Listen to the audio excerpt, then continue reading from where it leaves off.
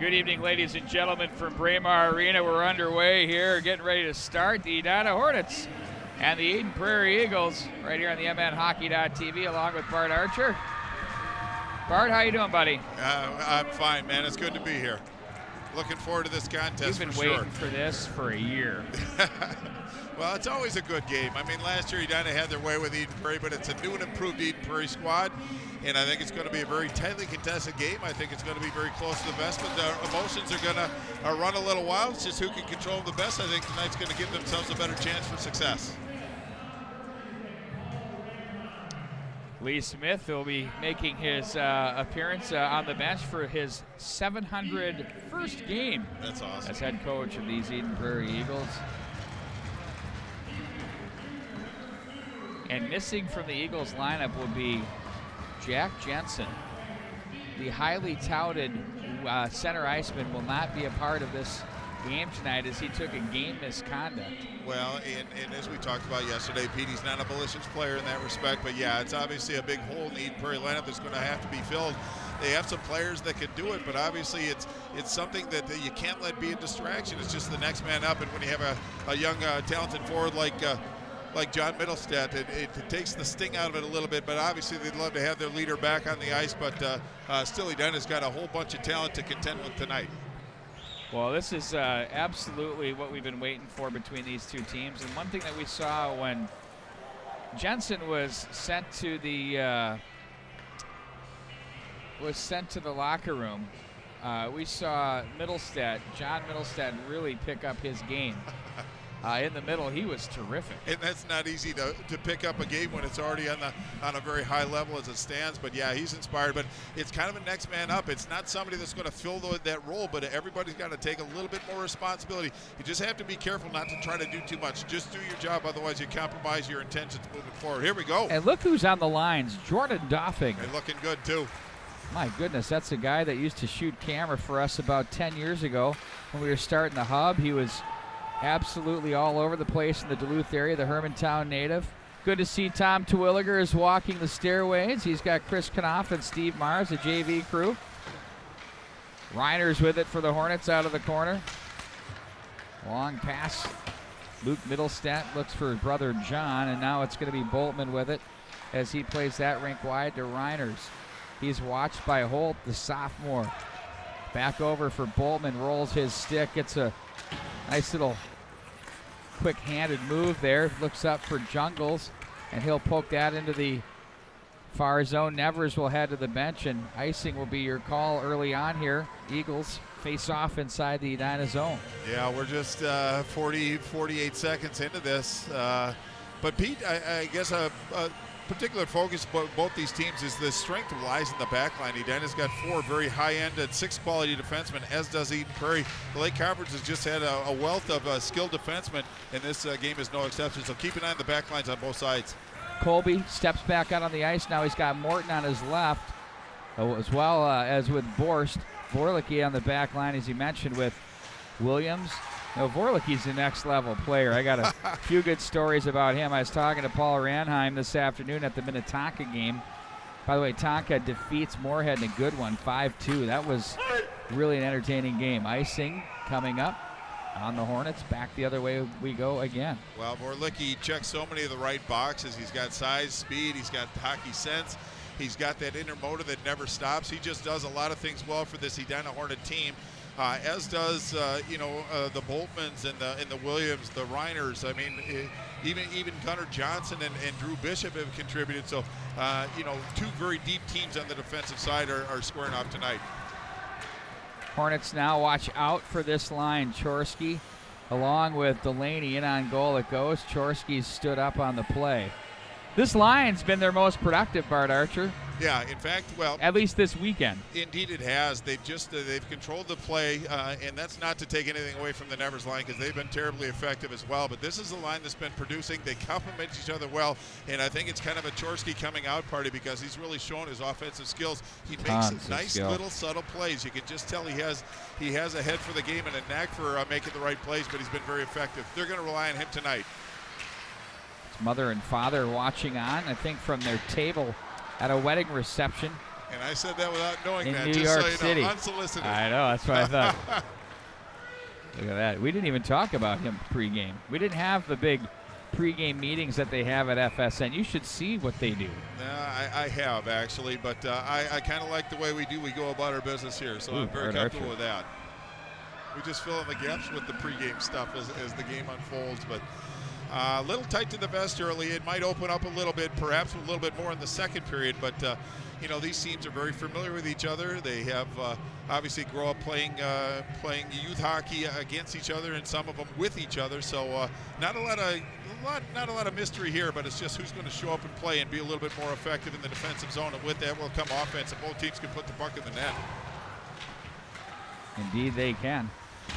Right wing battle.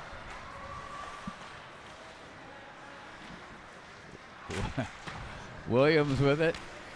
Sometimes Bart and I keep ourselves amused. Sometimes it's pretty easy, too. Shot from Middlestead works its way in. Hogue makes a save. Loudon Hogue has started all but one of the games for the Hornets. Yeah, and Jack Wolf had turned in a good performance as well, but Loudon Hogue is going to have to kind of make a couple pretty big saves, perhaps, that he's not supposed to make to keep his energy level up. But this Eden Prairie team has great focus today. They're going to lay this one to the far corner. Reiners has Malmquist to the right wing. Ooh, Jungles on the tape. Here's Nevers, skate to stick. Oh, he tried to pull it off the near side there, couldn't get it done. Malmquist to the slot. Jungles. Now it's turned aside by Nevers. Good defensive play off the end boards by Luke Middlestead. The big fella on the blue line, the sophomore with tons of potential. In front they go. They take a swing or two at that puck, but it's covered up by the goaltender. And once again, getting a second straight start is Axel Rosenlund. Well, he had a pretty good showing yesterday as well, but Pete, I think they might have our stream on the Edina bench after with the way we talked about the Chorsky line, because the Nevers line came out with a lot of energy and determination, and really got some pretty good looks on Rosenlund. Face off to his right, 14-17 left in scoreless first period. A little verve there, as we like to say. Up at the line it goes. Nice job. Oh, they put that one through. They score! Oh, that was Cole Cavanaugh. That looked like a pinball actually bouncing off the bumpers a little bit. I think it went off the far post and then up under the crossbar, but it made its way into the area. So Edina draws first blood. 14:06 left in this first period. And for Cole Cavanaugh, that's his first goal of the season. A lot of hard work that young man brings to this team, and he finally got rewarded for that. But Edina takes a 1-0 lead, and up to Eden Prairie to push back and respond.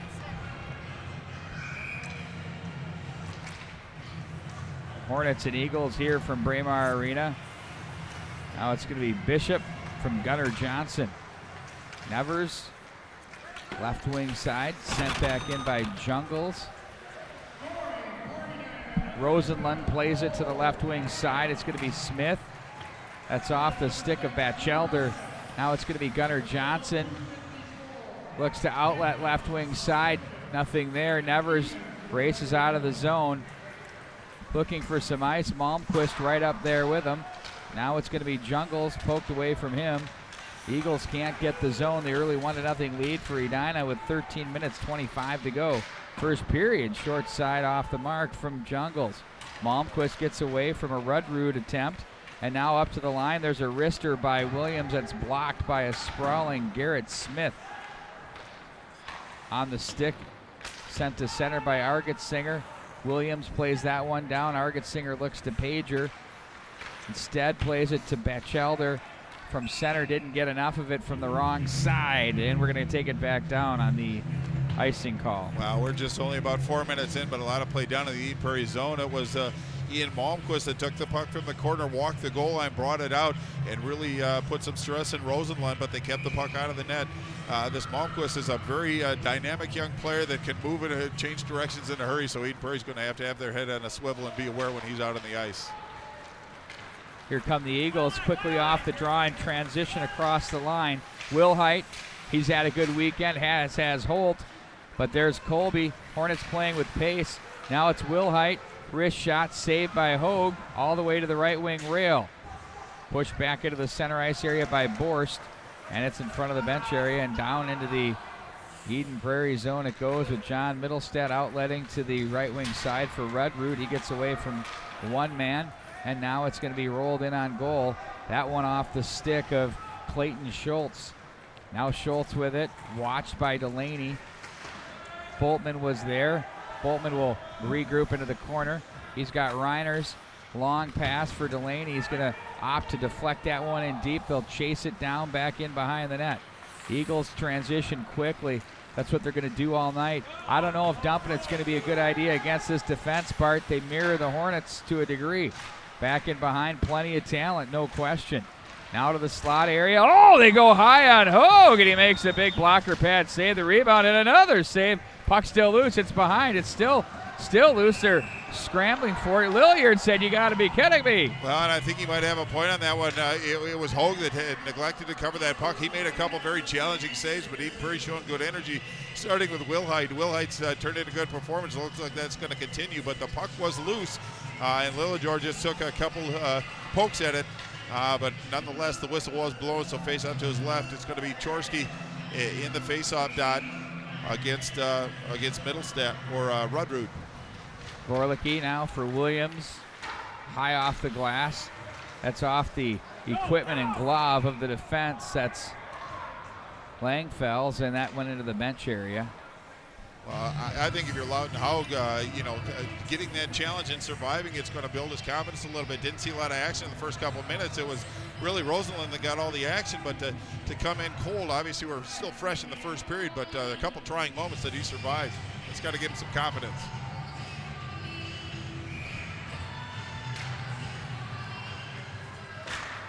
Gorlicki gets the stick. Delaney to the neutral. Now it's gathered in by Batchelder. Rink wide it goes, sent right back into the Edina territory. Rudrud pickpocketed, nifty play. Ooh, there they find their man, Shoemaker. That was Delaney to Shoemaker. Back in behind, Argetsinger hit awkwardly. Now Chorsky trolls it to the slot. A one-timer in on goal. What a play there. Clemenson bid for the 2-0 lead. Well, it was very aggressive play by Shoemaker on the forecheck. He took on a big body, and Argetsinger, neither one of them came up with the puck, but it was Chorsky that got it out to Clemenson. He put a nice redirect on goal, but Rosenlund made that save look pretty easy. Face out to his left, 11:06 left in this first period. Edina holding on to a 1-goal advantage.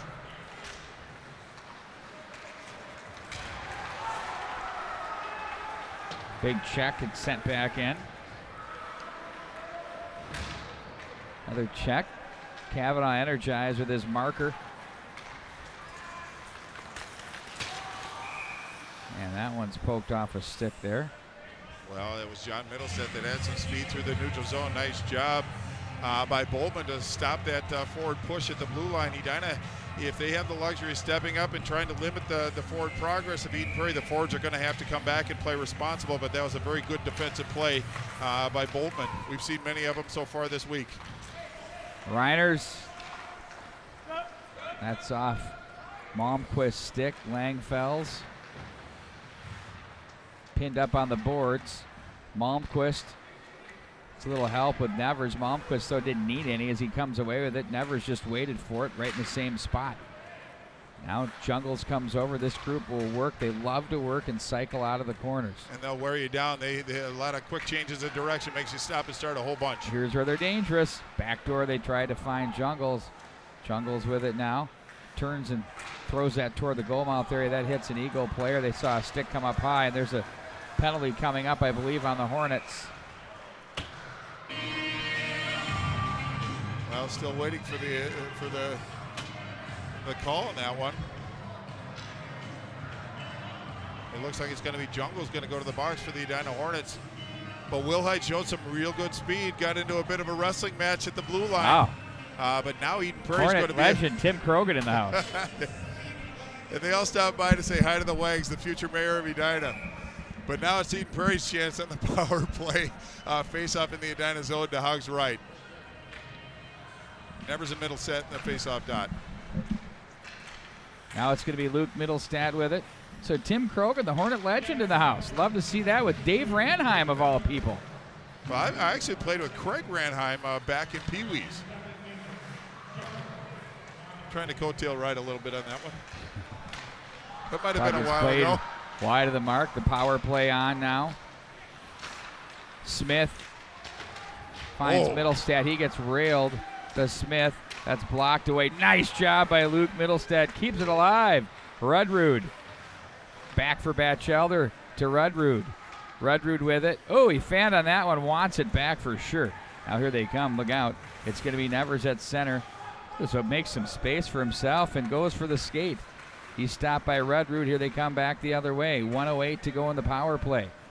Rudrud across the line. Watched by Williams. Finds some real estate. Pager takes that puck from the wall.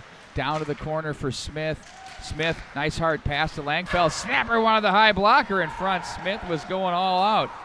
As the puck is played back into the corner, Vorlicke, that's the guy you want with it, makes the play. And now it's Colby to send that one.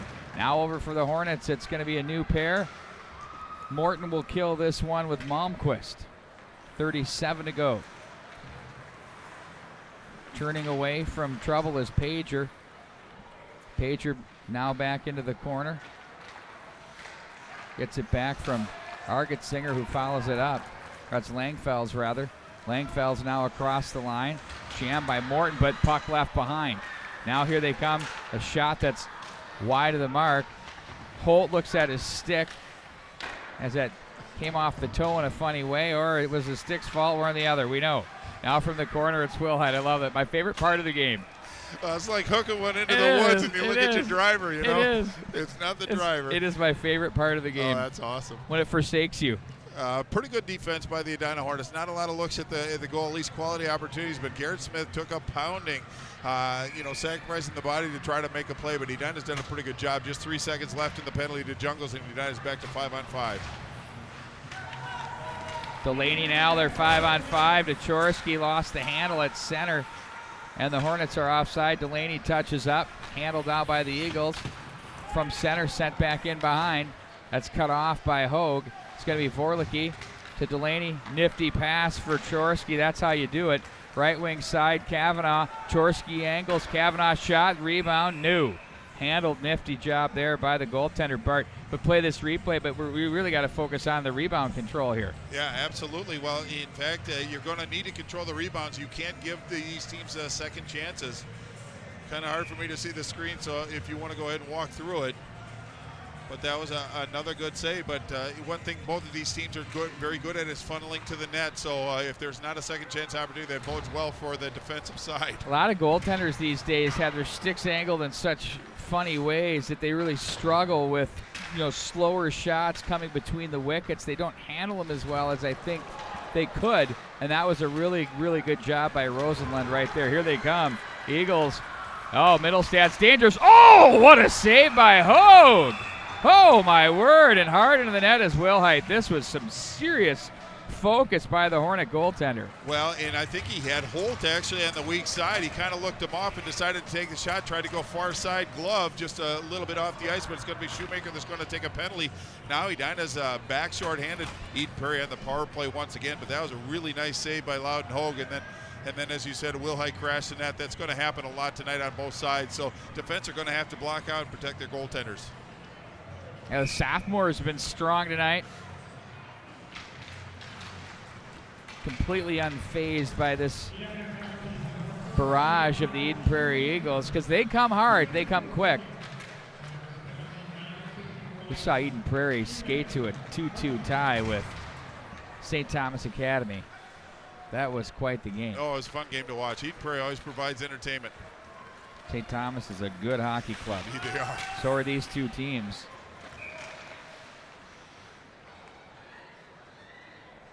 Well, just 1:33 left in the penalty to Shoemaker. 6:42 left in the first period. Edina clinging to a one-goal advantage, but Eden Prairie putting some serious heat on the Edina Hornets. They got them back on their heels a little bit, skating backwards, and that's a method to success against Edina, is to get them skating backwards as opposed to forwards. And being on the power play doesn't hurt. Doesn't hurt at all. Luke Middlestead for John Middlestead. Nice stick there by Boltman. He fights that one to the boards, and it's going to be Nevers. Nevers and Malmquist dangerous on the PK, no question. They don't just shoot the puck down the ice. They create chances and they use their feet. Malmquist went down. That one missed the mark. Now it's going to be Boltman. That's actually not a bad break for the Hornets as they get to work a little more time off the clock. Cleared off the stick of Luke Middlestead. Now it's going to be handled by the Eden Prairie Eagles. Rudrud with it. They change now. Will Height's going to try and work it on the D1 defenseman, Mike Vorlicki. At the line. No, that's good, they said. Wow. Very close there. It was a good hustle by Langfels. Rudrud. Holt, nice job with the foot to keep it alive. 35 in the man advantage. Will Height. Will Height, that one misses the mark. Langfels had kind of faded toward the middle there, and that trickled back into the neutral zone. 23 in the man advantage, 5.5 of the period. Langfels will bring it across the line. Feeds it to the corner. Delayed offside for the Eagles. Hornets with a freebie out of the zone. That's going to really do it for the penalties. There goes Vorlicki down the ice. Well, still 4 seconds, but he should be back shortly. But another good kill by the Edina Hornets. They can't take penalties against this Eden Prairie squad. Something's going to give eventually. Don't want to tempt fate too many times. Left wing pass for Jungles. Submarines, a check from Pager, and power play time coming up for the Hornets. In front, Morton Colby is there. Nice save, and that will do it for that opportunity. But now the Hornets get their first power play opportunity of the game. Yeah, and that was Jungles. Those quick feet can really force you to kind of reach, and that's exactly what Pager did. Got the stick between the wickets. Jungles went down, drew the attention of the officials. Now it's Edina's turn with just under 5 minutes to go in the first period. Weathering 2 penalty kills. Now they get a chance at the power play. Now the challenge is in front of the Eden Prairie Eagles to kill this penalty off. Great opportunity for the Edina Hornets. Seeing Dave Ranheim up from Charlotte, North Carolina.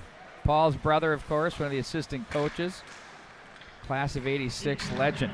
Boy, was he any good. Holy cow. Oh, Paul 84, but yeah, Dave is all-around good guy. Well, even Craig was a fine player as well. That one's off the stick to the corner. Schultz. Oh, nice. Ooh. Nice side-to-side by Rosalind. Beautiful. Batchelder. Oh, he dangles. Nearly got by Vorlicki, but he just stayed with it like the veteran he is. Nevers crossed the line for the Hornets as Jungles trailing. Now he'll go to the seam. That gets behind Boltman, and Vorlicki plays it in, and that's offside. Well, someone's going. Could it be too many? No, got a slash on White. Well, that'll actually balance things out. Oh, no, it's a 5-on-3. Oh, boy, and that's Batchelder, who had a really nice shift, but he's going to get tagged with a slash. Now it's 5-on-3. Boy, it's not getting any easier for the Eagles in this situation. Face-off is going to be to Rosenlund's left, but he done a great opportunity to put some heat on the Eagles. Well, I'll tell you what, you got 116 of 5-on-3 right now, Bart Archer. Well, they got John Middlestead and Langfels back on the point, and they have Will Hyde, who's shown great energy on the PK. They got their work cut out for him. Big face-off win. You got the line that's been on fire for the Hornets this weekend. Chorsky, Delaney, and Shoemaker. Chorsky behind the net, finds some real estate. Up to Reiners, walks to the top of the umbrella. Chorsky try to force that one through the slot. Langfels gets the stick on that, but there's Williams with it. Back up for Reiners. Reiners now for Chorsky. Down low, nice dish. Delaney dangles to the goal mouth area, slips through, and now it's going to be picked up by Williams. Reiners now. Reiners watched up high. Now Chorsky gathers it back in. Nice behind-the-back pass for Reiners. Oh, what a defense there by the Eagles. Wow, this is tense. It's awesome. Reiners ahead to Vorlicki. Vorlicki will regroup and play it back in behind his net. Now that top unit of the Hornets out. Look out. Here comes Liam Malmquist across the line. Put on the brakes. Ooh, that was a nice escape to the corner. That's how you create space and opportunity. They're going to be one man down here in another 2 seconds. Vorlicki's shot was deflected off the mark. They're down to one man down. 40 to go in that power play. Back door. That was Nevers who wanted to go shelf. Instead, it's going to be Malmquist out of the corner. Up high he goes. Vorlicki better hurry. He does. Plays it down the right wing side. They look for Malmquist to the slot. Argetsinger up in the air and into the bench area. That stops the clock. 25. Wow. The Eagles kill this thing off. That's a big moment here, Bart. Well, they still have some work to do, but the faceoff looks like it's going to come all the way This is going to down help into the Edina zone, but not a bad play because it gives them a chance to reset. Now they have 25 seconds they have to get through, but they get the fresh legs out on the ice. But they kept the defensive core the same, but we have Middlestead and Holt front line for Eden Prairie killing this penalty off. Vorlicke now out of the zone with 17 in the power play. He'll be checked on the play, back behind Langfells. He's logged some serious ice time, one of the captains of this edition. They're missing their other. And that, of course, being Jack Jensen. The assistant captain is John Middlestead on this edition. Bulldoze down. The Eagles kill off the 5-on-3. Great kill. Well done. Tom Gertis is incensed. He wanted the holding call. Didn't get it. Assistant coach, of course, of the Eden Prairie Eagles. That's off a stick, back in behind the net. Langfells up to the left wing side. Lilliard is there. Oh, in stride quickly. Stansberry's shot misses the mark. Vorlicke so strong. Oh, but nice job by John Middlestead to force that one back into the corner. Stansberry gets on Vorlicke, but he's just a machine who keeps moving back there. Could he be the Reed Larson Award winner here this year, Bart? I would think he'd at least be in the conversation. He's at least a top 10 finalist, no question. There's a lot of good D-men out there, but this guy's got something special. Now with it, it's going to be Kresbach. Steered off to the right side. Vorlicke couldn't get the zone, though. Oh, that one slips through. Stansberry was there. Morton jammed on the play. Stansberry with a great shift. Smith's pass misses the mark, but Argensinger's there. A shot that's deflect. Wide by Kresbach as it'll work its way around to the right point. Under a minute to play in an exciting first period. Boltman plays the body on his man. Smith is there. Oh, he played it out front. Nice feed. In front again they go. Haug is under siege, but Colby, oh, he goes down on the play. And they're going to call that for a penalty. I got to look at this one. Yeah, it's going to be Garrett Smith. He just got his stick underneath the skate of Colby, and Colby went down right in front of the referee. The arm went up right away. But really good pressure by Eden Prairie, really putting the Edina defenders behind the eight ball. Kind of the wrong spot to do it, huh? Yeah, not too much mystery about that one, but they really had Edina kind of struggling a little bit, chasing the play, and Eden Prairie very effective. They had Kresbach, who has really turned in a good tournament so far and provides a lot of energy, but now the faceoff's all the way down in the Eden Prairie zone. 40.8 left. Edina on the power play again.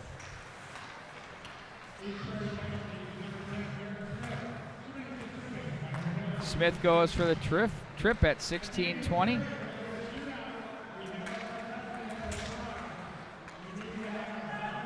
Nice crowd and kind of late arrivals here. That one just misses the mark. Hornets still lead 1-0 here late in the period. Power play. It's their third one of the game. 0 for 2. Reiner's shots deflected. That one back behind the net.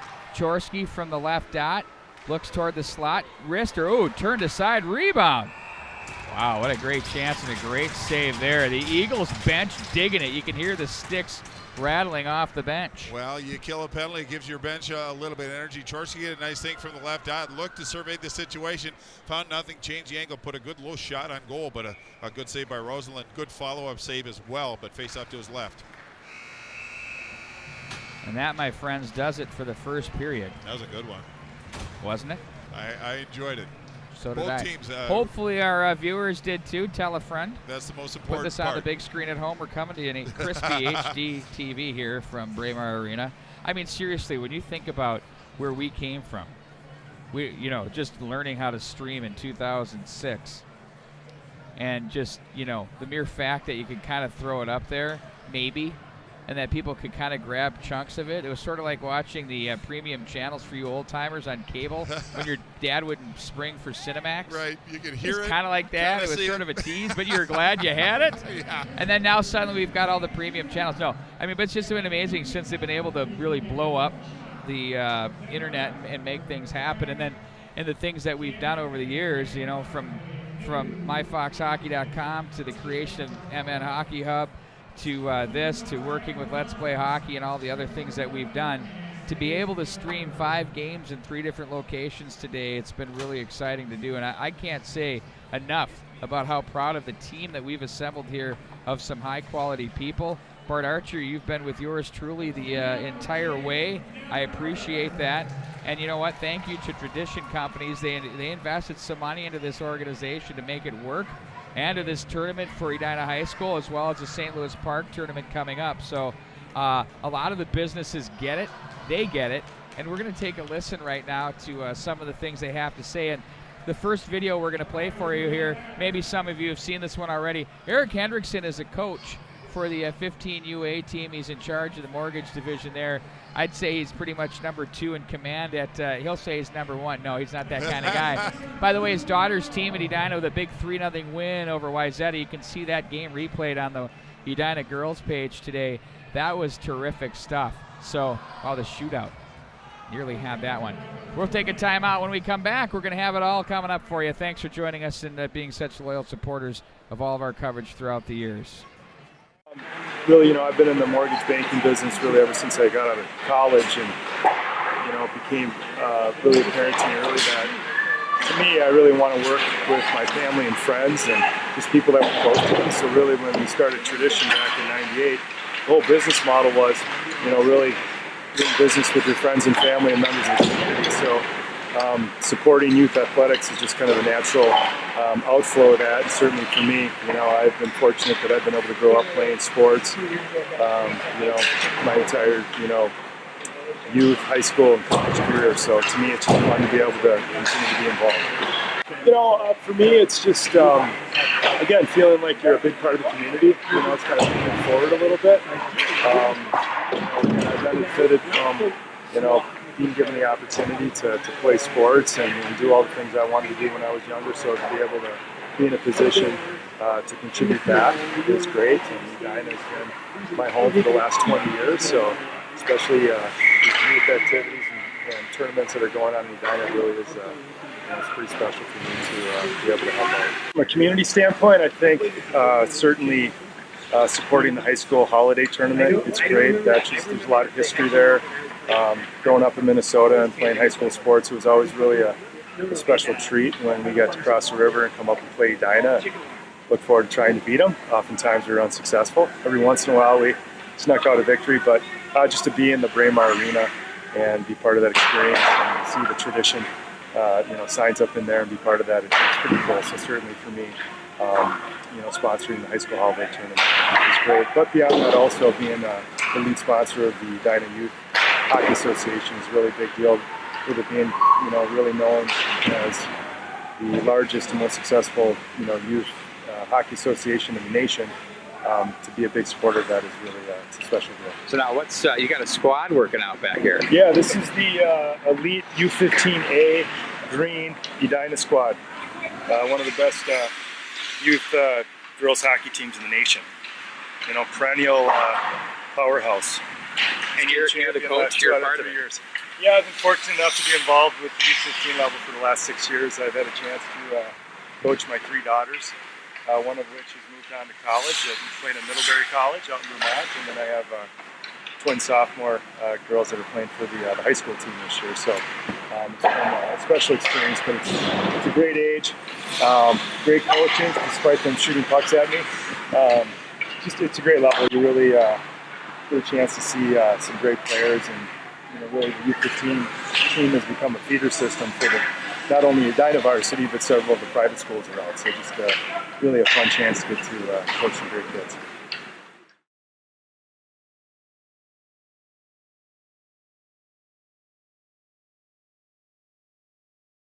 The Vice President of Sales and Marketing for Homes. Carol, thanks for joining us between periods here today. Yes, thank you very much.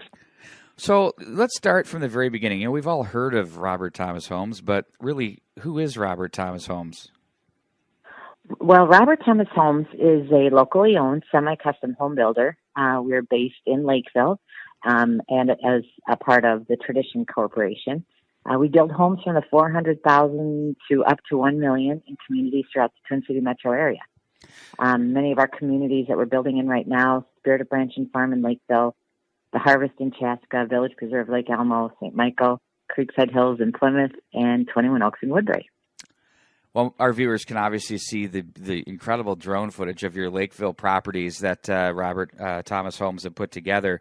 That is an absolute gorgeous. That's got to be a crown jewel of some of the things you've done. Yes, I expect that this is the Spirited Branch and Farm, and Spirited Branch and Farm is a very, very special community. We've been the top-selling community in the Twin Cities for the past 3 years, and there's a wide variety of architectural designs and homes that we offer in addition to miles of parks, a phenomenal community center, and pools. There's just so many great things that neighborhood has to offer. So let's talk about your target market then. Who do you find as your typical target market for your homes? We really build in, I'd say, 4 varied collections is what we offer. One collection that's been very popular right now is our cottage or villa collection. It's a single level of association maintained design, and they have a tendency to appeal to that empty nester. Those homes are priced probably from the $400 to about $450 or $550. We build those in Lakeville, as well as we'll have Enclave in Plymouth opening very soon. Another collection that's been popular is our cottage or village collection, which is two stories, 1,900 to 3,000 square feet. They seem to be appealing to that first-time buyer. They're priced in the 3s to 5s. We have 2 more, a heritage collection, which is a 2-story, more of a move-up product line, ranging again from 2,600 to 3,400 square feet, and those are priced in the 400 to upper 5s. We offer that product line basically throughout the Twin Cities. And then the tradition collection is our larger semi-custom homes that range from anywhere from 2,800 to 6,000 square feet. You'll find features like indoor sport courts, really deluxe baths, bonus rooms, some really nice features. And those homes start in the 500s and build over $1 million. So the building industry had a big awards gala last month, and you came home with quite a few trophies. It was a successful run. Can you talk on that a little bit? Sure. It was a record for us. Wow. And, from what we understand at the Builders Association of the Twin Cities, the Builders Association of the Twin Cities offers the Reggie Award, which is similar to maybe the movie Oscars. And Robert Thomas was fortunate to win 6 Reggie Awards out of 16 categories. So that was quite a big night for us and a lot of fun. And then finally, what advice would you give to people who are looking to build a home right now? Right now, it's an outstanding time to buy. Interest rates are incredibly low. And I think people are surprised when they find out how affordable homes can be. First, I usually tell people, do your research online. Do some research so you can find out what builders are in the areas that you're searching for. Get pre-qualified. We at Robert Thomas work with Tradition Mortgage. Tradition Mortgage offers a really great program for our customers and makes it very seamless. Then definitely visit the builders' communities and model homes. One thing Robert Thomas puts a huge focus on is not just the house. We take a lot of great pride in the homes that we build, but our huge emphasis is on designing communities that are focused on bringing the neighborhood together. So you'll see community centers and exercise rooms, party rooms, green spaces, parks, just really hockey rinks. You'll see all these really great spaces for people to spend time. Sounds. And then, sorry about that. Keep going. Oh no, that's okay. I was going to say, and understand what the builder will include, what's included, and you want to make sure that many of those features are sustainable, that they'll last. Work with a company you trust. Ask for references.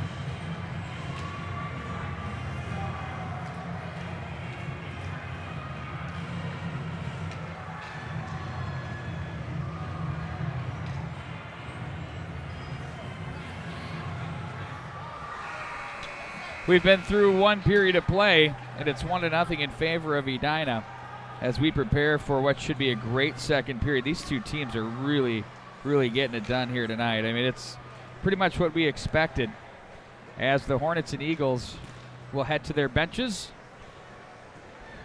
The Tradition Edina Holiday Classic presented by Tradition Companies. You can find them at traditionco.com. Saw my guy Fritz Persch, Brad Wallen, Cammy Olson, Cammy Dietrich, sorry.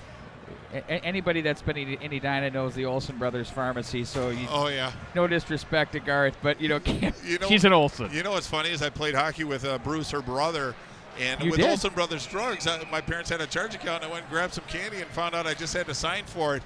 Oh, no. And now I'm diabetic, so I blame the charge account? Olson Brothers. The charge account at Olson Brothers, the kids would just roll it up. All I needed to do was sign my name, and I get all this candy. It was great. They sent a monthly bill. Yeah. It was fantastic. I had to be accountable at the end of the month, though. By the way, their son, Andrew Dietrich, now part of the UMD Bulldog edition. He'll be traveling to Arizona to take on ASU Division I college hockey. He was playing club hockey. They had some injuries, and now he's backing up. Good for him. He told me the first practice they had a bad game, and they got bagged. He said, I was in club hockey condition, not college. I slept till noon on Sunday the next day. That was funny. Body got a little shocked, didn't it? Congratulations to him, of course, the former Eden Prairie goaltender here watching his club. There's a snapper in on goal, handled by Rosenlund. He was firm in that first period. Yeah, in fact, it looks like he's continuing that into the second, but another nice shot by Vorlicki on the power play for another 31 seconds when Garrett Smith took that tripping penalty. But Pete, between periods, I ran into Keegan Langfell's father and Danny Langfell's uncle, and had a nice conversation, but they appreciated the kind words that you said about it, and I still think that the argument is on as far as who was a better hockey player. Oh, did they hear that? We had a little discussion about it as well. Oh, I wish I'd have been there because I walked by you guys to go talk to Brad Wallen. Oh, there's Vorlicki. Nice foot there. Keeps it alive. Now Jungle's on it. Back to Malmquist in the corner. Turns away from traffic. Hornets looking to extend their lead now. Nevers back up for Vorlicki. Smith out of the box. Smith has been sprung. And that's an opening, and it's sent the length of the ice. Well, another good penalty kill by Eden Prairie. They played more of a diamond in the box and really kind of trying to take Vorlicki out of the mix and really forcing Edina to force some of the passes through traffic and kept everything on the periphery, and that's exactly what you want to do. But I think the next call to order for this Eagle squad and the Edina squad, I guess in that matter, is stay out of the penalty box. Hello to Rob Fritz. He's got us up on the big screen. Awesome. Thank you, Rob. Thank you for the kind words, buddy. Now, I don't get to those wild games much anymore, but you know that he's a clockologist. Are you aware of that? No. Runs the clock at the X. That's awesome. Like, seriously. That's cool. Super impressive. One of the best seats in the house. Oh, Pete Henches is here with John Conley. The game can officially start. Oh, scores! Oh, that one came in out of nowhere. The Hornets take the 2-0 lead. Well, and I didn't mean to step on your goal call. Got a little excited on that one, but Grant Morton took that shot, and it was Rosenlund that actually made the save, but the puck, had eyes and just dribbled over to the goal line. Now it's 2-0 to Edina early in the second period, 15-17. To go in the second period, it's up to Eden Prairie to respond. But that was just an excuse-me goal. I'm sure Rosenlund would love to have that one back, but he made the initial save. Just the momentum of that shot carried it over the goal line. Indeed he did. That shot really was the result. It looked like the Eagles kind of bailed on that breakout a little quicker there. They retreated a little quicker than they wanted to.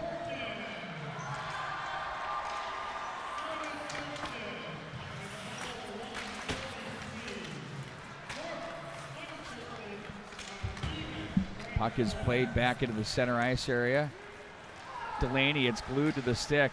Nice little stutter step, takes it hard to the net. He's stopped on his way in. Chorsky plays it to the corner. Nice job by Delaney. Back behind the net. Shoemaker's going to hustle this one down. Plays it back for Delaney. Now it's going to be Pager. Jammed by Chorsky. Wrist shot that hits traffic. off the side of the net. Stansberry was there, and that's in on goal as Hogue makes the save, and he covers up. Well, Lilliard was coming in with some speed, so hence that's why Hogue covered that puck up. But there was a little bit of a skirmish down in the corner, and it was Stansberry that actually won that physical battle, pushed the puck up. A lot of nice, easy zone exit for this Eden Prairie Eagles squad to put some pressure on Hogue. Face off to his left, 14:22 left in the period. Edina up by 2.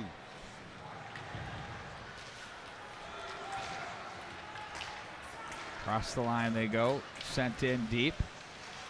Clemenson is there. Rugemer as well. And now it's going to be Wilhite with speed up through the center ice area. Holt now for John Middlestead.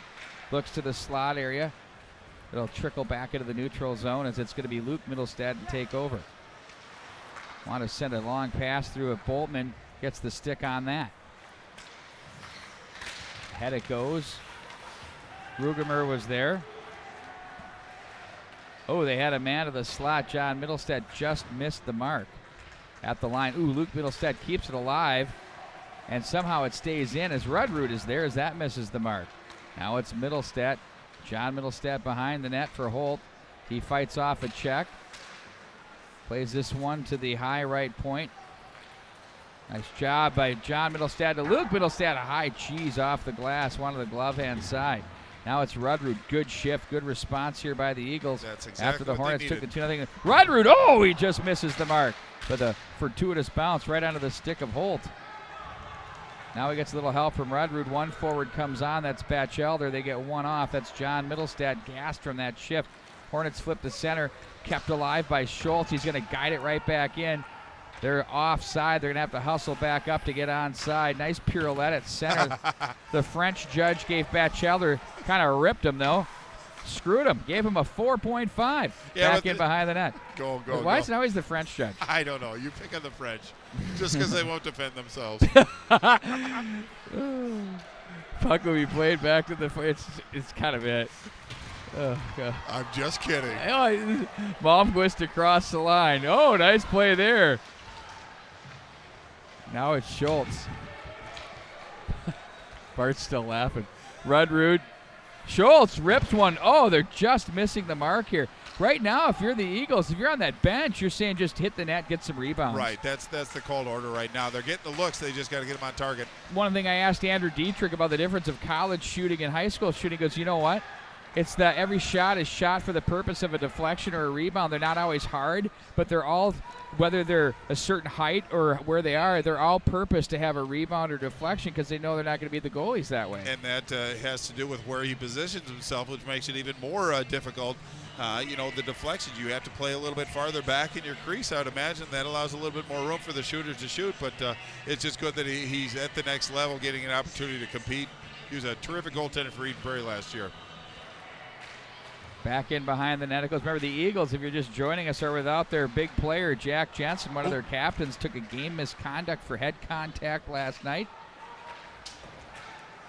Has to sit out tonight's game. Pager loads it up. That one dribbles wide of the mark. Kresbach wanted to return the favor back to the net. Now it's Morton with it. In front of the penalty box area.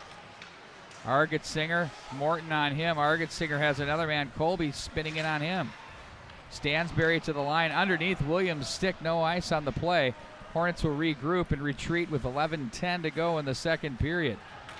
Nice job to get away from trouble there. Reiner's outlets right wing side. And now it's going to be Colby on the off wing. Tries to force out one of the slot area. Holt had the handle for a minute, but then there's Reiners to keep the line and put back in. The Hornets continue the forechecking pressure with Colby. Argetsinger to Pager with Borst on them. There's a big collision behind the net. Delaney now with Borst behind the net. Kresbach is there. Argetsinger pushes this one ahead. Nice play. Here come the Eagles from center. That flutters off the end boards. Reiners is there. Now it's Chorsky. Over skates. Picked up. That's by Wilhite. He'll play this one back into the corner. John Middlestead from behind the net. Now it's going to be Vorlicki. Vorlicki off the glass. Delaney lays it down. Rolling puck. Try to go rink wide for Shoemaker, nothing doing there. Will Height now across the line. Shoemaker lights him up.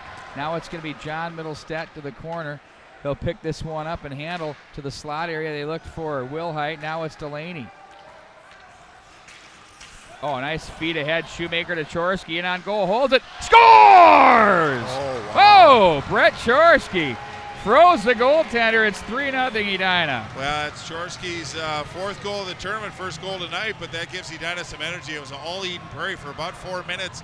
They really cut the ice in half, but all it took was one opportunity. Chorsky came in all alone from the blue line, did a little dangle, and just kind of laid a nice little sauce short side and got Rosenlund leaning. Said hello to the Eden Prairie student section. How's she going? Just a little drive by there, but a big goal for Edina, 3-0. And Eden Prairie has been the better team this period, but Edina got the big Gino when it counted. I'm sure Father Tom is looking on in New York City. Boy, the plate, he sent me a picture of the plate they're eating there. They had some prime on that thing with some carrots. I don't want to see some it. mashed. It was absolutely terrific. I don't want to see it. I'm frothing at the mouth. I don't even want to see it. My goodness. Schultz now 3-0 in favor of Edina. Big collision behind the net. Morton with it. Looks up high, and that one works its way through. Eden Prairie now with an uphill battle. Still plenty of time. Hornets have been efficient in getting the puck out of the end ball there. Kresbach had Stansberry with him, lost his angle, but still got a shot off.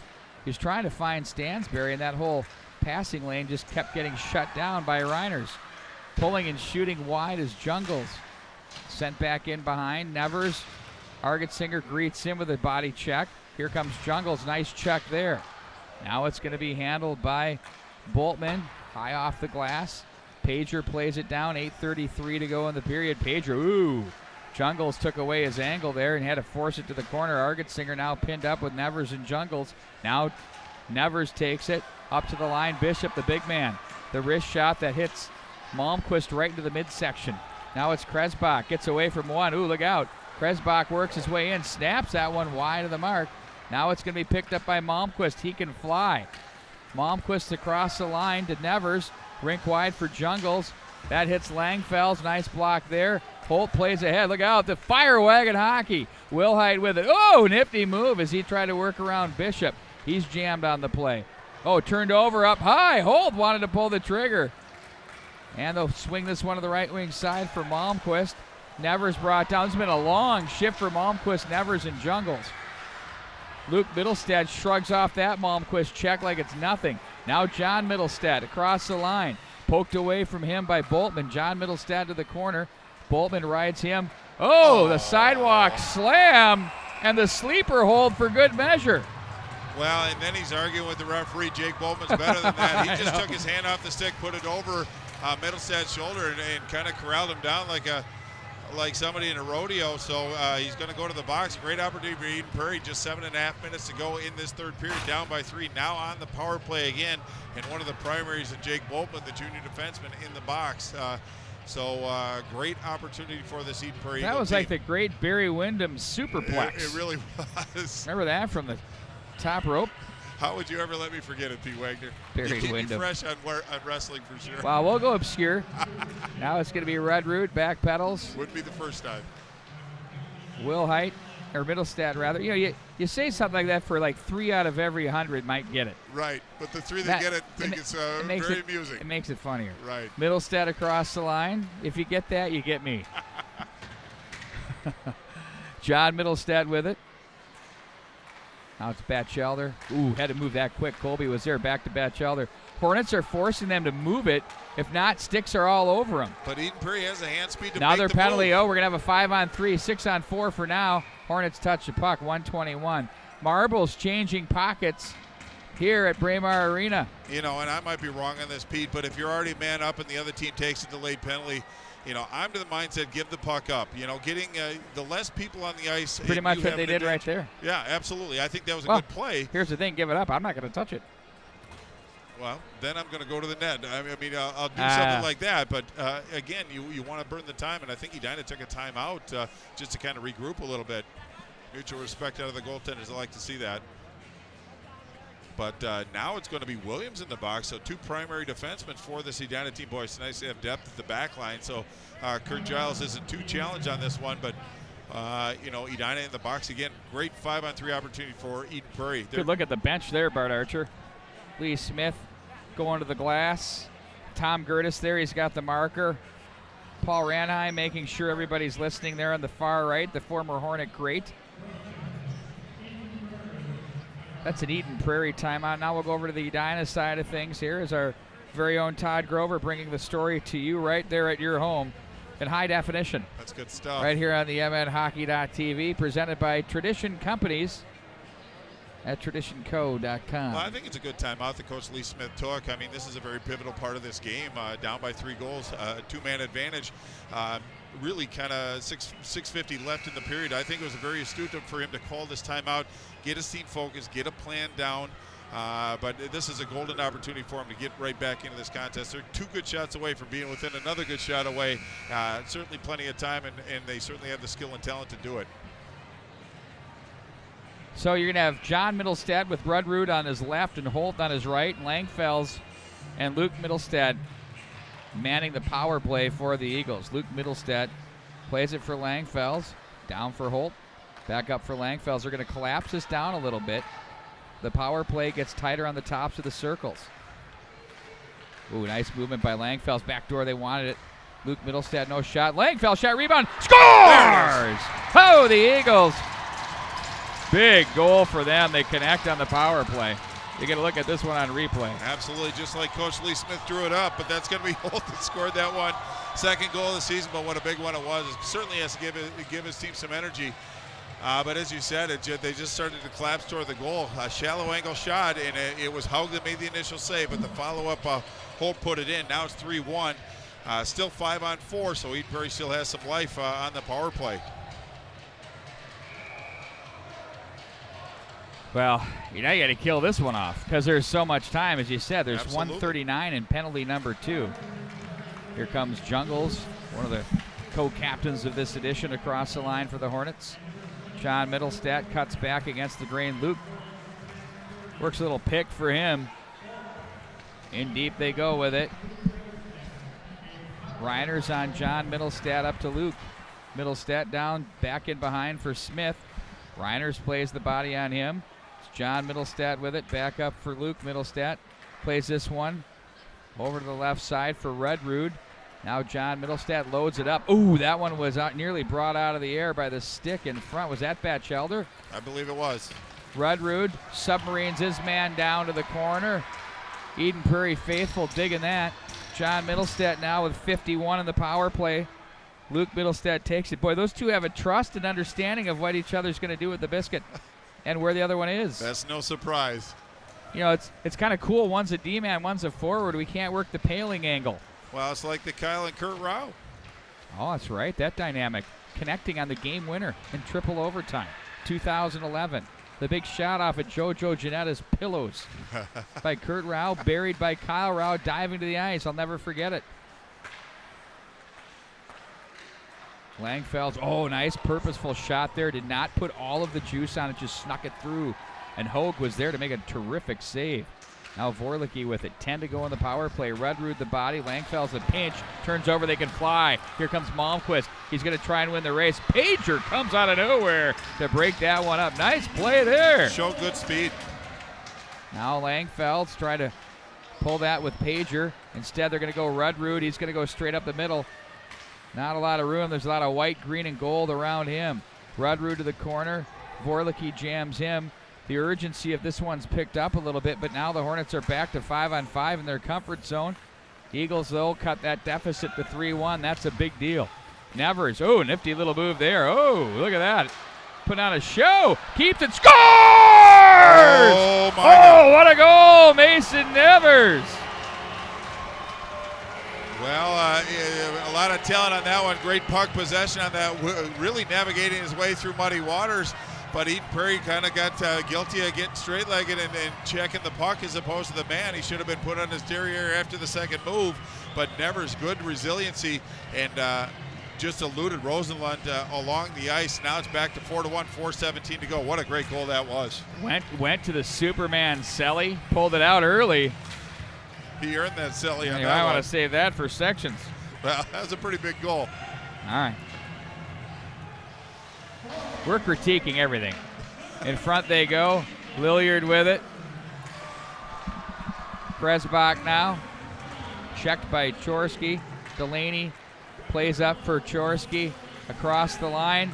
Try to work through traffic, but there's Horton to make the play. There's a shot by Delaney, picked up by Schultz. Schultz will be jammed on the play by Shoemaker. Chorsky's dangerous down low. The big reach. Delaney nearly tucked that one home. And he gets rocked. Here comes Shoemaker. Here comes the leather. Let's get it on. Marvin Gaye. Well, emotions are running amok. Obviously, frustrations are coming into it. People are taking liberties they really don't need to take at this point. But I think it was Delaney that really kind of took the brunt of it. And it was Shoemaker that came in. And from that point on, all heck kind of broke loose. And it was Chorsky out there taking on a couple. And it was Schultz that really kind of tried to square up with him. And Chorsky's trying to get a little qualification as far as why he got so aggressive on him. But things kind of came off the rails a little bit.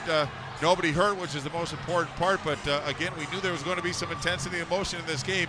I think it just had a brief spillover, but both teams are going to reset, hopefully, and get back to business. We're late in the second period, 3:36 to go. Edina up by 4, but I think Eden Prairie just got rid of some frustrations that have been building up for a little bit. Well, and Boltman went nuts on Lilliard down low, and that wasn't stopping anytime soon. It all started with Delaney in front. Got kind of chopped as he was down, part of the game, right? Go to the net. Then in comes Shoemaker to defend his teammate, and then it kind of got on from there. Yep. But I think this happened either last year or the year before, where just emotions kind of spilled over a little bit. But again, two very familiar programs squaring off in an emotional situation. But I think they're just going to take some time, reset, get it right, let the emotions kind of simmer a little bit, and just get back to action. But I think if it's Eden Prairie, you made your point. Time to kind of get back, get focused. I think they until the last probably 3 minutes, since that Holt goal, I think Edina kind of got refocused and really started to kind of take the play back. So it'll be interesting to see the final 3.5 minutes of this second period and how it's going to play out. Well, they're sorting it out. They're now telling the scorers at the table what we've got. So Delaney looks like he's skating over. He's going to take 2. So in he goes.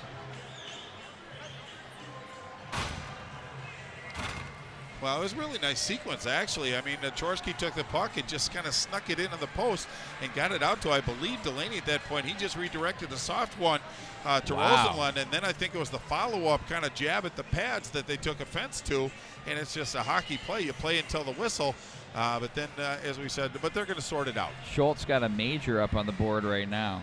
Well, I'm surprised that Boltman is being spared any time here. Well, he was the one that kind of came to my focus because he made a beeline while the couldn't miss him. distraction was in front of the net. It's not the NHL, but you're not supposed to come down either. No, absolutely. absolutely. I mean, I know at least there. I don't know about here, but once that whistle blows, you're supposed to stop. Well, I think just keeping control of your emotions is a very vital factor in a game like this when you get two top teams coming at it that are very familiar. The team that can keep their emotions in control is going to have a greater chance of success, but both teams kind of lost it a little bit. But it's up to the coaches to kind of regroup their kids, get them refocused, and get them back to playing very exciting hockey that we've seen to this point. So they're talking to the Eagles.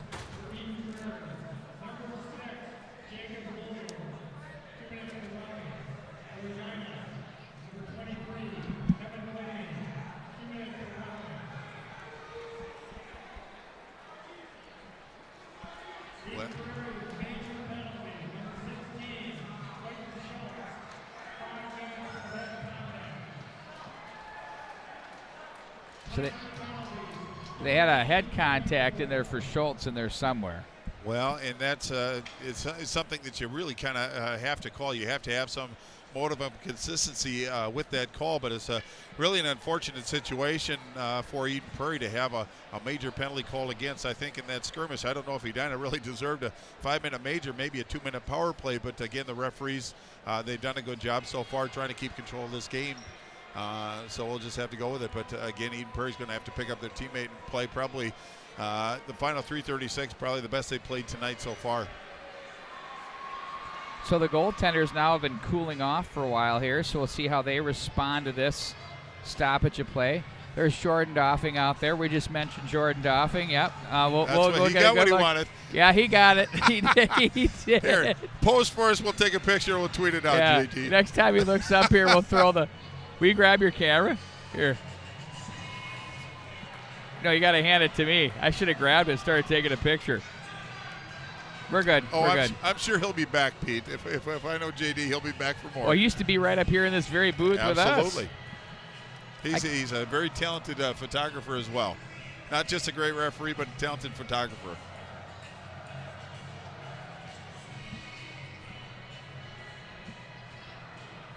Just have it close by hand if he looks up here. Okay, here we go. So they're talking to Kurt Giles.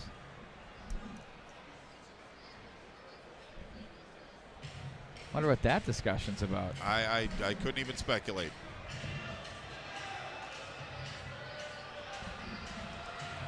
But you're right. I kind of figured that Boltman would be at least involved in the mix. Well, we play on. Here we go. Face off to the left of Rosenlund. So it's a major penalty. The Hornets score as many times as they want. Nevers up for Vorlicki. Now Jungles down for Malmquist.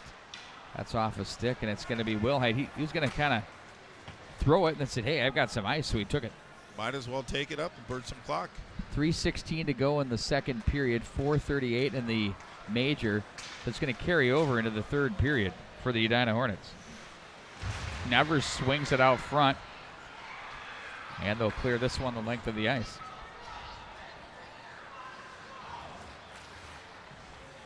Vorlicki. And back behind goes Boltman.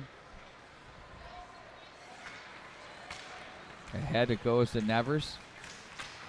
Off the stick of Jungles, on the stick of Malmquist, gets it back. Luke Biddlestead, nice stick, nice body. Nevers, Vorlicki loads it up. There's that wrist shot. I was talking to Paul Ranheim about him. He had him in the Elite League, and he told him, you should never wind up and take the clapper. You don't need to. He scored that big wrist shot power play goal last night, and he's wiring him from the blue line, quickly getting through. Yeah, and that seems to sometimes be the first option to a lot of players. But you lose accuracy. You might gain a little velocity, but it's always better to be a little bit more accurate than it is with velocity in the puck. He said, of course, unless it's a one-timer, then you uncork. Sure. But that's trusting your wrists and your quick snap or quick release. Stopped at the line. We have too many. Well, Peter, my thought is to equate it in golf I mean, terms. the Hornets had beyond too many there. I mean, it wasn't one of those jump off the bench, play it before the guy gets off. It was just like. Well, what I was going to equate it to in golf is you can have a 320-yard drive, but if it's in the rough, it doesn't do you any good. It's better to be 285 in the middle of the fairway, and that's the difference between a slap shot and a wrist shot in most cases. Had to work a golf reference in the middle of winter. It's never really very cold in here. No. But it's colder in here than it is outside. What a great day. It's like the Beauty League.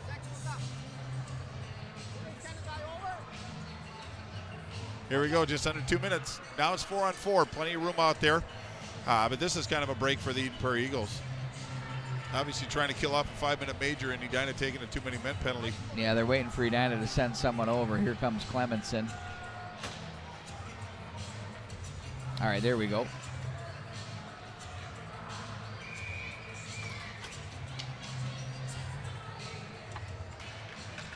So now it's going to be 4-on-4 for 2 minutes.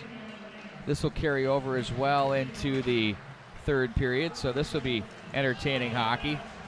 Jaworski swims away from his man. Very casual by Rosenlund. Got it away, though. Up to the line it goes. Williams' shot is deflected up in the air. Pager leaves it up to the left wing side for Wilhite. He better hurry. Colby can skate. He's on him. Wilhite plays this one back in behind. Williams sends it around the boards. Nice job by Argetsinger to keep it alive. Now it's John Middlestat. Leaves off for Argetsinger. Snapper, stick save Hogue. Turn to the corners. It's going to be Williams to gather up, holds and holds. Good decision making there. Reiners now for Chorsky. Chorsky and Colby out right now. 1:03 to go in the period. Here they go. Holt can fly. Williams has him measured. Now it's John Middlestad, pulls a snapper. That bounded through the ice. It was kind of bouncing puck, didn't work its way through. Now it's going to be Williams with it. Holt is there. Chorsky nearly got the stick to get the puck to the neutral zone. Instead, it was sent back in by Pager. Pager and Argetsinger have been terrific. Yeah, they really have. They've been terrific all tournament, but especially tonight. Here's Pager across the line. Oh, nice feed there for Batchel. There's shot. Glove save, and a good one there. Oh, and Holt got hit pretty hard after that follow through. He's going to get up. He's going to be okay. But it was a good shot on goal. But Holt did a nice job to receive that puck. But he got rocked yesterday. He can't get up. Well, he's just taking his time. But yeah, he got hit pretty hard. Oof. Boy, the hockey player mentality. He doesn't want to come off the ice either. He wants to get playing. Well, after what he went through yesterday, yeah, I was a little surprised. He got rocked. Yep.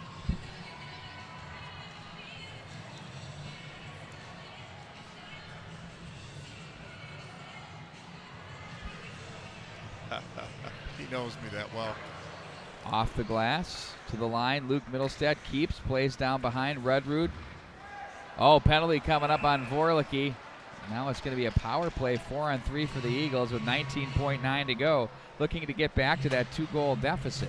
Well, again, not a great penalty, especially Vorlicki, one of the primaries on this Edina squad, making his way to the penalty box, but a great opportunity again. Eden Prairie's done a good job in getting at least some looks. They're not getting in tight because of Edina's defense, but now they get a great opportunity to win this. Just under 20 seconds to go in the second period. Very big face-off for both teams, but Eden Prairie with a great opportunity. I'd like to say hello to Bob Gillens from Marietta, California. Bob Gibbons. Yes, indeed. Nice to have you aboard, Bob. 15 to go in the period. That one's armed out of there by Hogue once again. Boy, most goaltenders go down in that situation. He did a nice job by standing on his feet. Rudrud, yeah, you're right. Just on top of the circle. If he went down, that might have been under the bar. So really nice job by the Edina sophomore goaltender. 12.5 to go.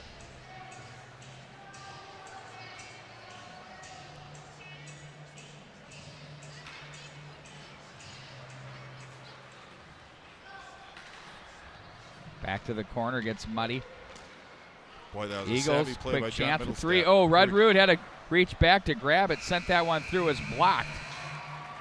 Nice chance there. Yeah, indeed it was. But John Middlestad actually made that play. I think it was either Reiners trying to do a cutback on that. He cut it off, got possession of the puck and got it out to Rudrud. He put a pretty good shot, but Edina quick to defend, get in front of that one. But boy, that was a different kind of period. Had a little different flow. It came out like gangbusters, then it slowed down to almost a grinding halt. Then it became a penalty fest. We still have some penalties on the board going into this third period, but Edina up 4-1. But Eden Prairie, I guarantee they're going to come out with a lot of focus and a lot of energy. 4-1 the score in favor of Edina, as Bart summarized for us. So eloquently. Would like to remind you that tonight's coverage is presented by Tradition Companies. You can find them at traditionco.com. Let's check out some of their great stuff with Tradition Capital Bank. Periods on our Minnesota high school hockey coverage, and are pleased to be joined by Tradition Capital Bank's Scott Boyning. Scott's the market president for Tradition Capital Bank. And Scott, you got quite the thing going on here. Can you kind of give us an overview on Tradition Capital Bank? What is it? How many employees, future offices, or what you have for offices and future growth? Sure. Thanks, Pete. Thanks for the opportunity. Tradition Capital Bank was a de novo bank in July of 2005. Today, 13 years later, we're about $700 million in assets, so a nice-sized bank. Main locations in Edina, Minnesota. We have a full-service bank in North Oaks, and possibly looking going to the West Metro in 2019. Oh, really? Yeah. Can you give us any nibbles of what you're thinking? Or just growing the franchise. We've got a lot of clients and referral partners out in that area, so that way we'll be able to service the entire Twin Cities metro. Boy, that's fantastic. So you'll have all angles covered there. From your bank, I personally bank with you. Thank you. And I love it. It's very efficient, very impressive. The staff is great, and all of the services are fantastic for me from a business perspective. Can you tell us a little bit about what makes your bank unique? Yeah, we really focus on the relationship banking model, which is really getting to know our clients. So we're more positioned as a private bank, which means a lot of different things to different people, but really what we're focused on is larger relationships, less customers, more service. Kind of the old school way of doing banking. We sit down, meet with an individual, talk about themselves and their business and how we can help them. If it's over a cup of coffee or if it's at the bank or at their business, it's the face-to-face handshake type relationships we have.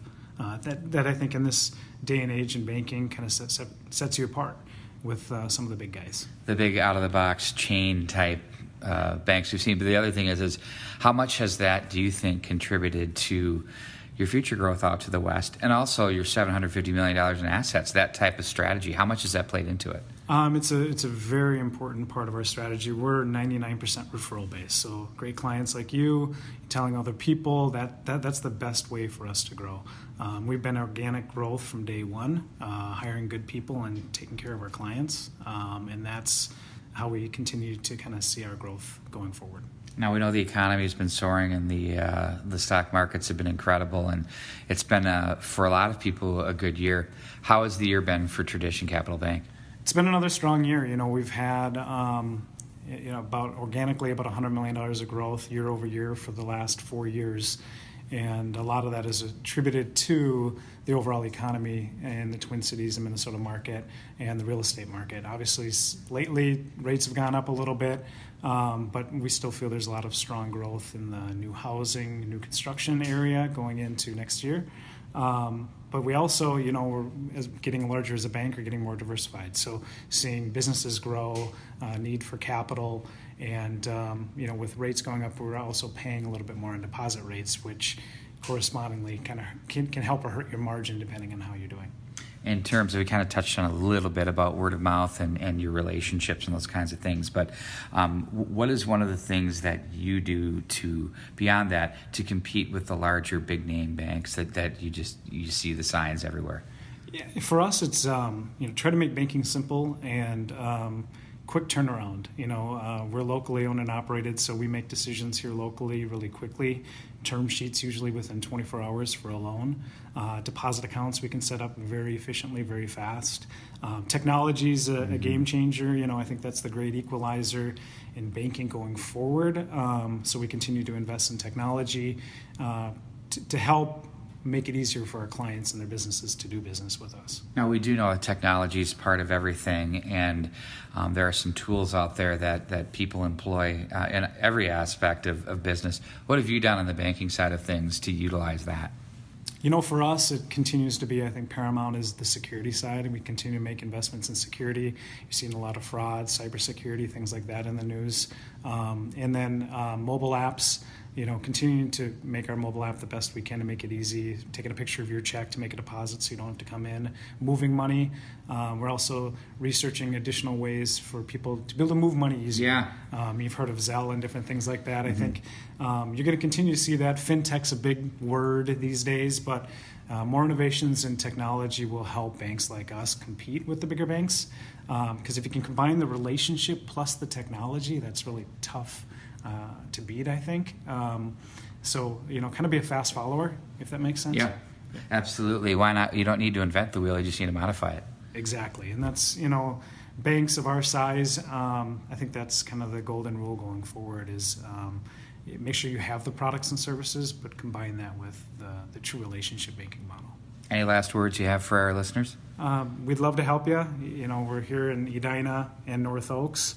If you're looking for a locally owned, operated bank, we'd love to take the time to meet for coffee and see how we can help you. I second that motion. Make the call. That's Scott Boyning. He's the market president from Tradition Capital Bank. And once again, they're a member FDIC and equal housing lender.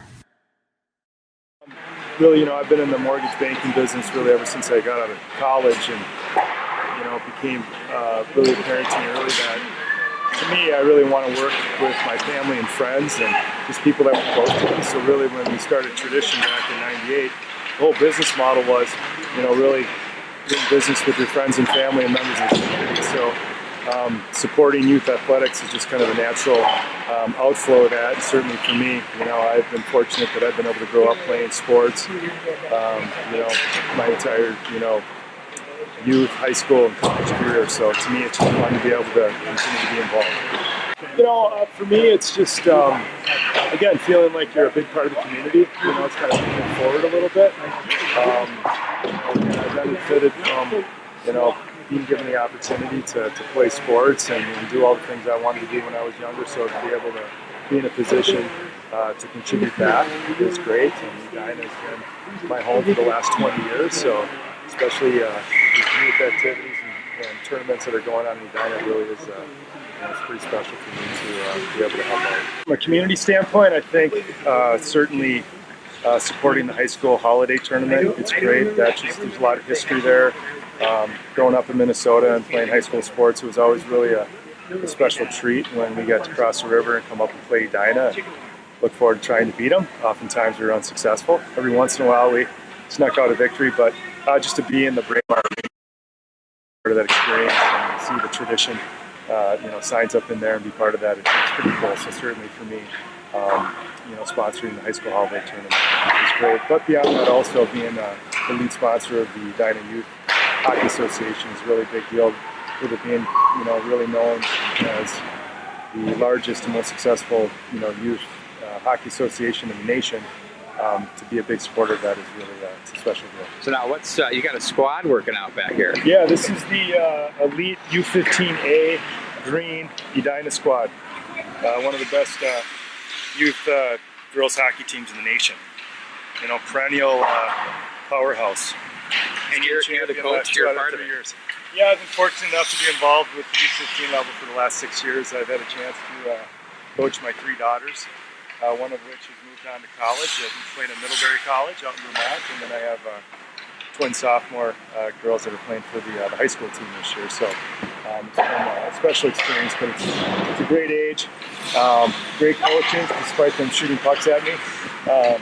It's a great level. You really get a chance to see some great players, and really the U15 team has become a feeder system for not only Edina varsity but several of the private schools around. So just really a fun chance to get to coach some great kids.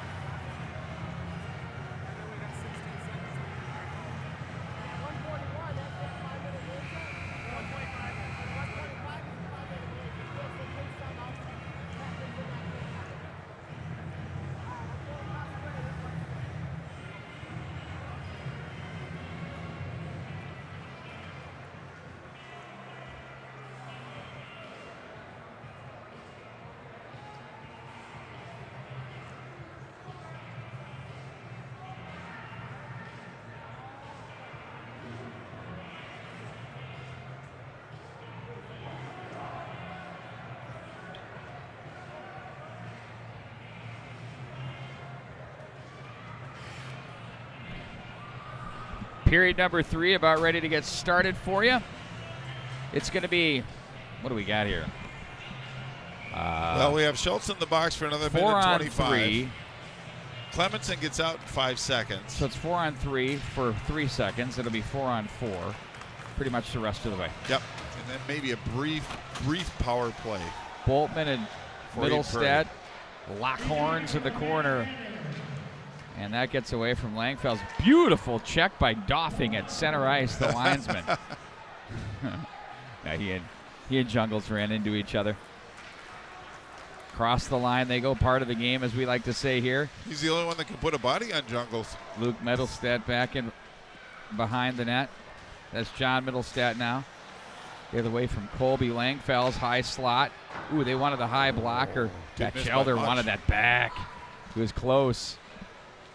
John Middlestead. Wow, those two have got something going on back there. He lost his stick. Wisely runs to the bench. That Elder there. They'll turn that through. The official picked up the twig. We don't see that very often.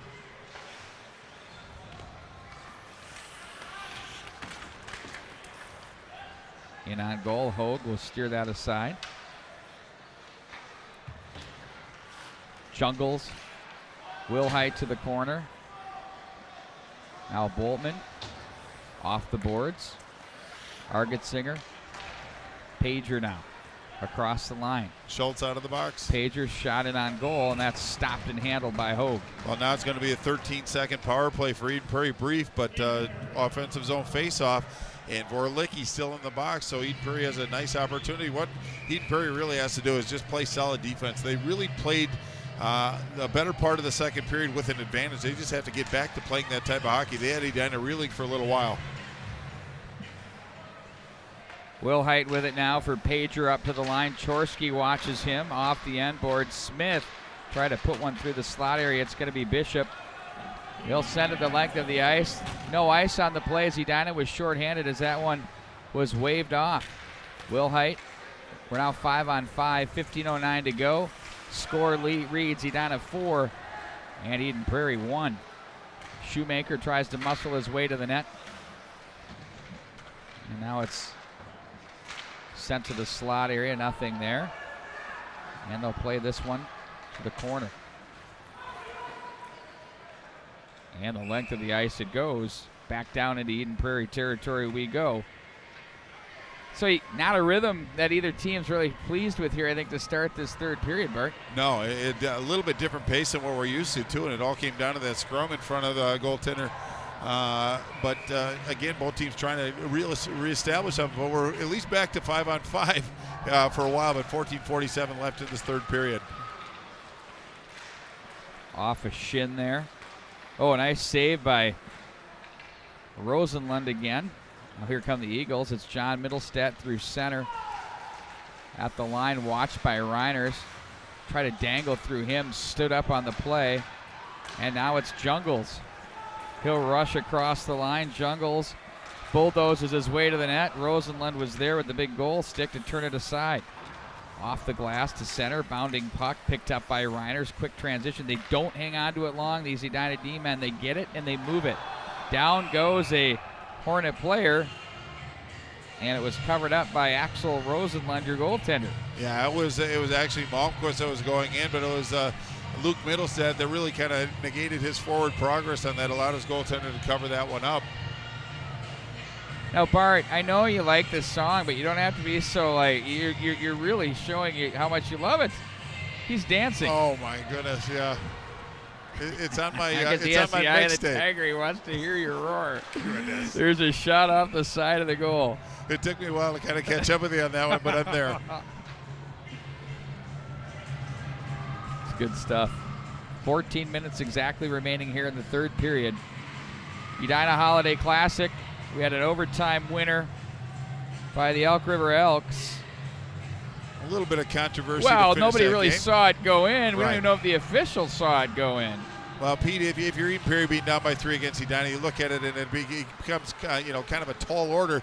But break it down into segments. You just get one goal in the next 4 minutes and then work on the next one. But you can't look at it as being down by 3. You almost have to micromanage the situation. Just get the first one, then get the next one, and continue that upward trend. But not an easy thing to do against Edina, especially the way they're defending. Hornets going to bring out a new set of D. Got Williams and Vorlicki. And it's Williams ahead to Colby. He's watched by Smith. Wilhite was there, Colby as well. Smith will gather in. Wilhite watches that one off the boards. Redrude to Wilhite, gathers it in, pushes it wide of the mark. Redrude plays the body on Williams. Smith was there as well. Redrude. Smith now protects. Ooh! Subtle shot there. Just turned and ripped it right at the goal, and there was Hogue to make the save. Good focus by the Hornet netminder.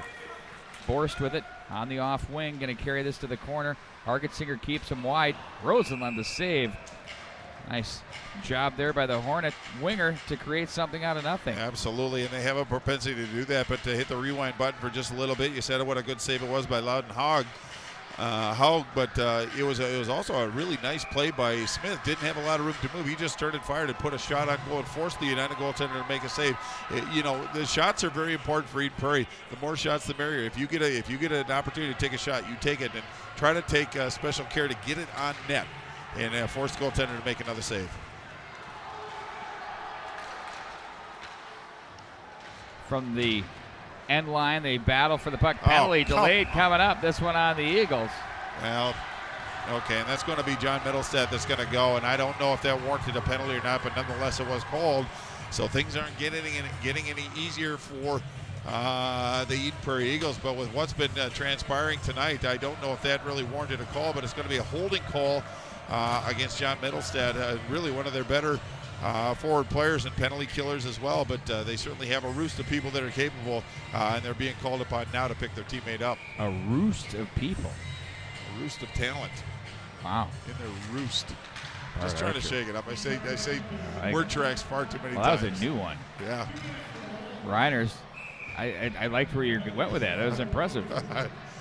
Hey, trivia question coming in at you. Yep. This one from our guy, Joe Caju. Okay. Who is Edina's all-time leading point getter? And as I started throwing names out there, he said he gave me the answer, but he couldn't verify. So is that really a fair question to ask if you can't verify really. The answer? Generally, if you ask a trivia question, it's kind of important that you know what the actual answer is. Do I throw it out there or not? Well, I say throw it out there. Maybe somebody can give us a rock solid. Who is the all-time leading point getter in Edina High School hockey history? Go ahead and answer it. I got my guy John Sands on it on the YouTube video chat there. Well, I'm not going to offer my offering quite yet. We'll let the viewers get their chance to chime in. I don't think I'm going to be in the neighborhood anyway. Ooh, Shoemaker smoked the line. Penalty continues for the Eagles. 1 minute exactly remaining in the power play for the Hornets. Batchelder's not going to. Oh, you just let Vorlicki have a freebie out of there. He's gone.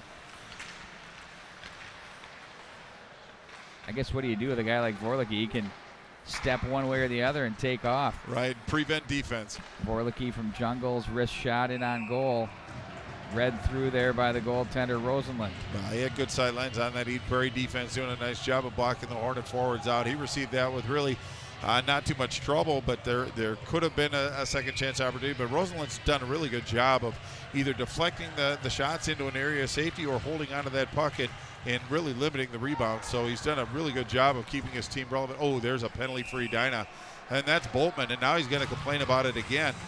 You can't do that. It's going to be a slashing call, and you're going to get yourself a misconduct or another penalty. He's too good a player to kind of do this, and obviously a little bit of frustration, but he earned that one. You know, he's gotten away with about he's a very physically great player. Absolutely. But tonight he got away with 2 holding penalties in the second period behind the end line that they didn't call when he's hooked up with John Middlestead. Could have called those all day long.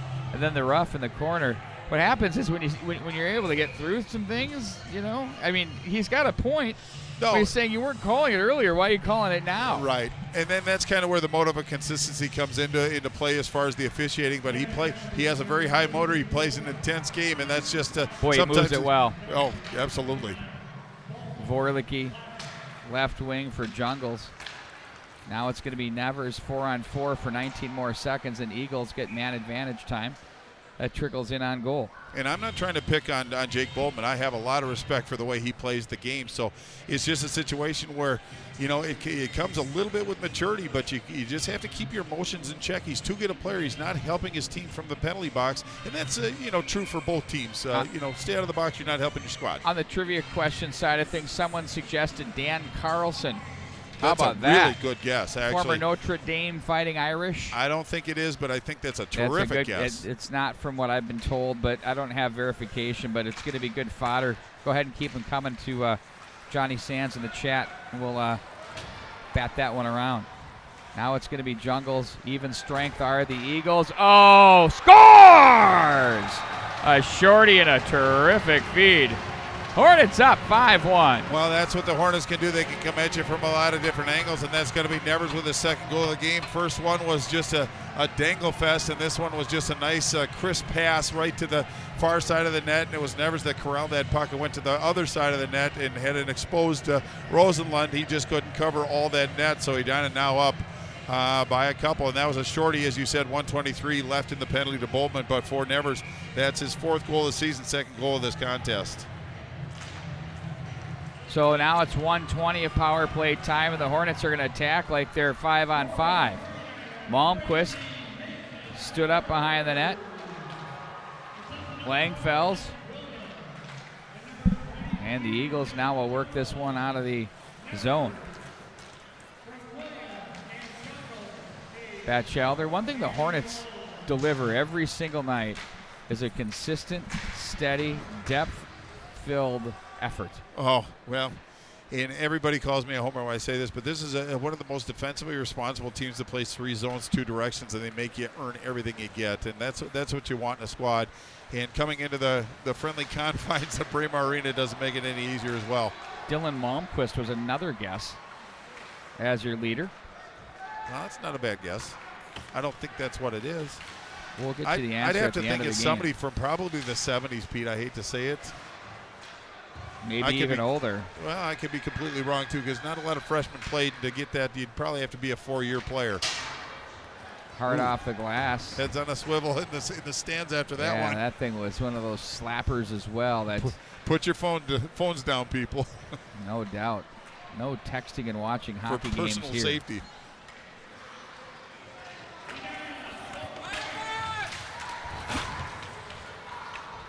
Back into the corner it goes. Vorlicki. Stansberry is there. Play to the left wing for Delaney. Now Chorsky will skate into this one. Accelerating past Wilhite. Fought off. Ooh, nifty little play there through the goal mouth area. It's going to be turned back up by Eden Prairie. Here come the Eagles. Wilhite now is going to try his hand at it. Hits Rudrud with it. Someone lost a stick. That's Wilhite. And it's Vorlicki behind. We're 5-on-5 with 9 to go. That hits Delaney. Tucks it back into the neutral zone. And the Eagles will gather in and play this one up high at their own line. Vorlicki, the body check there. Shoemaker avoids a hit. Chorsky gets stood up in front of the bench area by Schultz as he plays that in deep. Delaney off the end boards. Up high and out of play it goes. Well, it looks like the physical part of the game is starting to pick up a little bit. 8:33 left in this third period. Edina up by 4. But the physicality is starting to pick up, and keep in mind they're gonna square off in Lake Conference play as well. So they have a lot to look forward to. So I think the important part is just this last 8:33. Just play the game the way that you want to play. Eden Prairie's got to establish something. They've been really relevant in this game, but the score sheet favors Edina. They just have to get back to playing Eden Prairie hockey like they did in the first part of the first period and most of the second period. Kavanaugh across the line. Back into the corner it goes. Schultz now for the Eagles. Up to Lilliard. Hornets with possession. Kavanaugh gets it back. He plays it to the corner. Kavanaugh opened up the scoring for the Hornets in the first period early on. And then we had a tense first period, second period. Hornets have just kind of slowly taken advantage of their opportunities. When the Eagles have had theirs, it's been Hogue who's been equal to the test. Yeah, he really has. In fact, Edina hasn't faced a lot of shots coming into this game, so and the jury was out in some people's opinion on Hogue, but you don't play goal for Edina if you can't play the position. But I think he's really kind of shown people what he can do and his skills, and he's really made some good saves when his team has needed him too. And that might be the difference on the score sheet, and that's not to begrudge Rosenlund. I think he's made some pretty particularly good saves as well, but Edina scored some pretty magical goals getting back to that first Nevers Dangle Fest to close out that second period.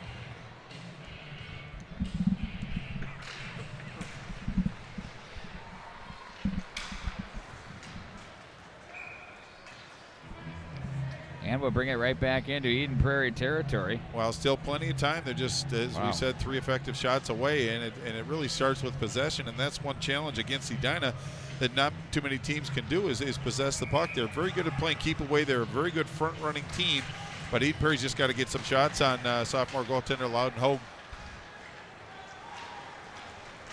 And here's Borst.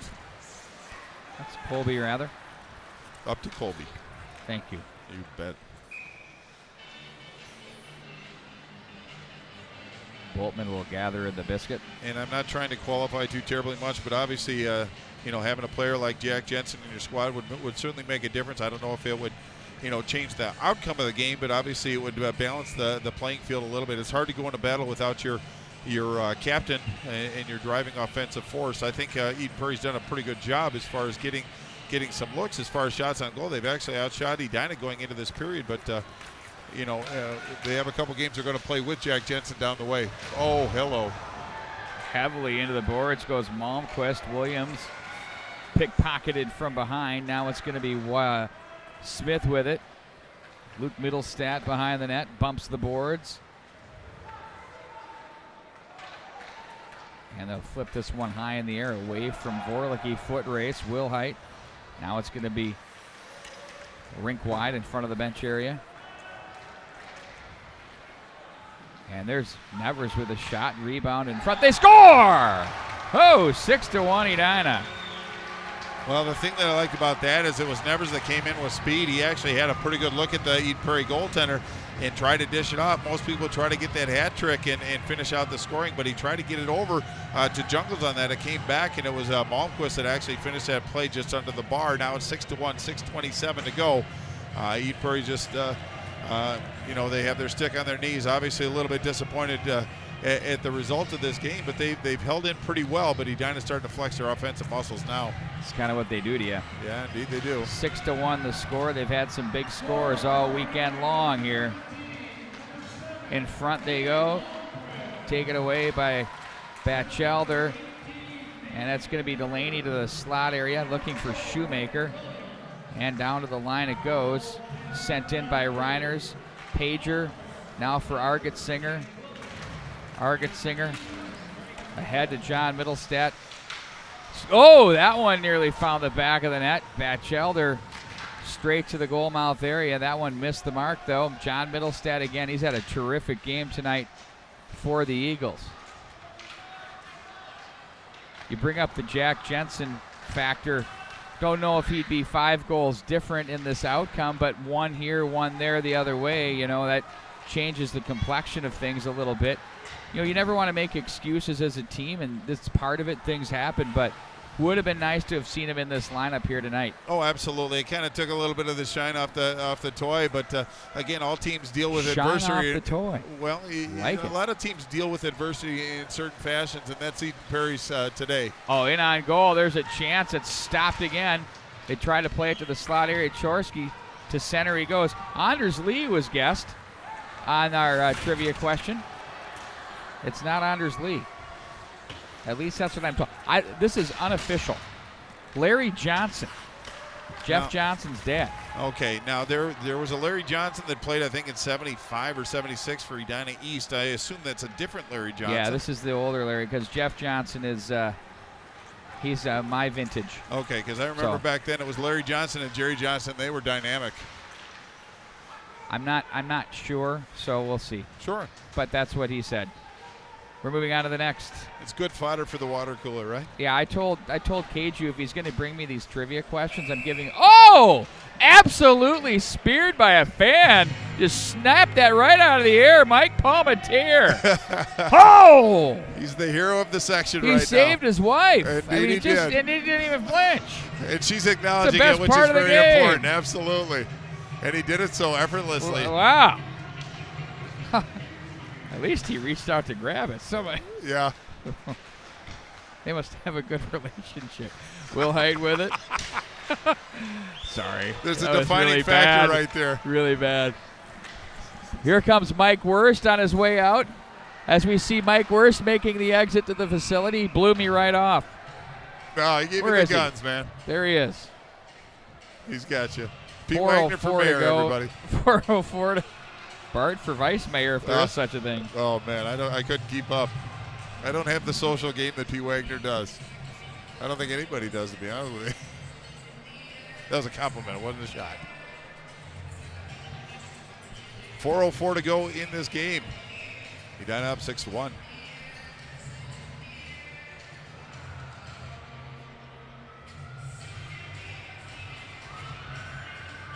Give us a follow at mnhockey.tv.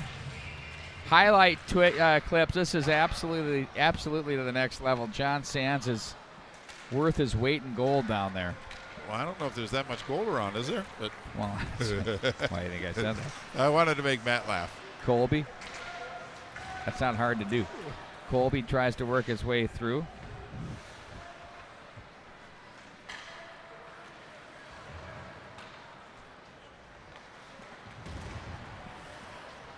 Clock ticking away now on this one.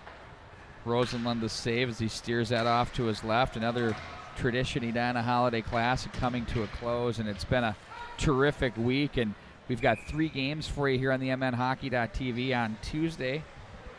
Got a couple more on Thursday, 1 on Friday, and 3 more on Saturday. Take a little break for Christmas, and then we're gonna hit the ground running. I mean, there's like 1,000 games Christmas week. I mean, I've got the Edina Invitational Tournaments, 6 championship, 6 third-place games for those that want to watch some youth action. Watch the Bantam AA's going at it. That's a nice brand, too. We had some major views with Jefferson Edina a few years ago. Well, it was a nice save by Rosenlund. He saw Jungles crashing in, which Jungles has been known to do. Held onto that puck. Faceoff's going to be to his right. Just 3:12 to go. But Pete, the nice, if there is a silver lining to the otherwise dark Jack Jensen not being here cloud, it's guys like Stansbury get a chance to get out and play against really solid competition and get a feel for the pace of the play. And just watching him and his skills and the way he skates, not the most physical player, but he can certainly shoot the puck.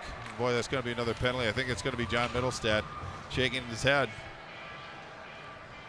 But it's going to be a stick penalty. Just got a little aggressive on that one and pulled the stick up, so it's going to be interference. Did not touch the puck, so Edina going to be on the power play. 2:55 to go in regulation time. So just looking, boy, the end of this game is just not going to come quick enough for these Eden Prairie Eagles. They're beating the traffic here as the alumni sections are clearing out. Reiner's with it. Oh, from the high slot. We're going no more Mr. Nice Guy, NBA style. Now we cut it. Sent the length of the ice. I love it. Reiner's. Delaney gains the line. Chorsky puts that one through. Reiner's a bomb. There's a stick save by Rosenlund to the corner once again. Delaney tries to find that back into his teammates from the corner. Nice job by Williams. Submarines that. Ooh, Delaney tried to chip it back over to Chorsky. Probably could have pulled the trigger on that one. Instead went on selfish. Well, just 1:15 left in the Eden Prairie penalty to John Middlestad. 2:09 left in regulation time. Edina have a really good showing. Obviously, being host of this tournament, they they really haven't been too challenged as far as on the score sheet.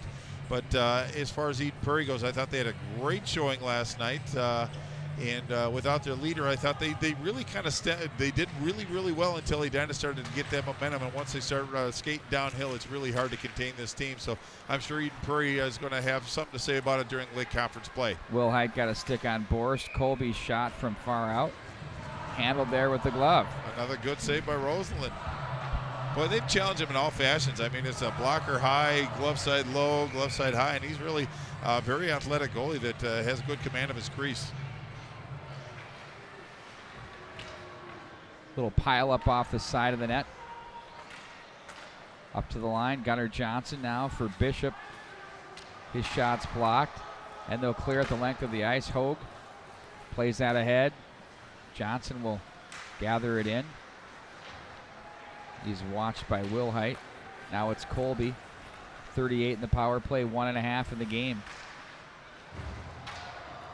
Down goes Colby. Fanned on. Now Bishop has a freebie to the corner. All the way through up for Johnson. Left wing side. Bishop's wrist shot into the midsection, hung on to by Rosenlund. You know, he's a pretty big body, and he shows some athleticism, turning and firing in one fell swoop, and a pretty good shot on goal as well. You know, sometimes when you get the big frames, it's hard to kind of turn with some efficiency, but he made a really nice play in that one. I've been kind of impressed with Drew Bishop. Once he got that goal the other night, it seemed like he kind of picked up his game from that point forward, gave him a little confidence. Sometimes the first one is the hardest to get, and it opens up the floodgates and gives you a little confidence to go out and play your game. Boltman with it. Clemenson's snapper misses the mark. The big Karam through center into the Edina zone. It goes for Boltman as he's watched deep behind by Batchelder. Boltman off the tape, sent ahead. Now it's Kavanaugh. That's a shot that's deflected. Pager comes away. They were 5-on-5 now with 40 to go. Pager with a nice little play there. The Hornets are going to remain unbeaten here after this win, as they'll improve to 6-0-1. Eagles will pick up their second blemish on the season. Ooh, Hogue handcuffed, cleared off the boards. Puck will dribble into the Eagles zone as Pager will bump this off the boards. Looks like they're going to play this one out. 10 seconds to go into the corner.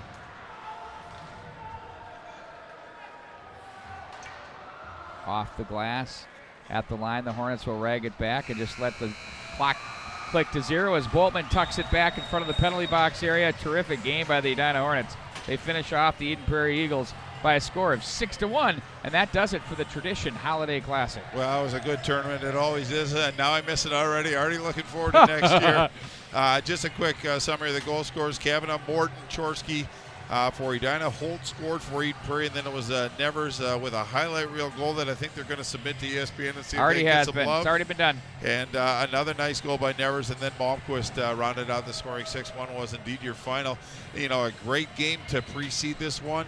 This one, obviously, not as much drama as we maybe hoped for, but Edina showing their wares tonight. Eden Prairie showing a lot of character tonight as well. So it was a fun tournament. Thank you, everybody, for tuning in and joining us. We appreciate it very much and look forward to having you join us as the year unfolds, because we got a lot of hockey available for you through the hard work of Pete Wagner and crew. That's going to do it here from Braemar Arena. The final score reads the Edina Hornets 6 and the Eden Prairie Eagles 1. For Bart Archer and our entire crew, I'm Pete Wagner. Good night, everybody.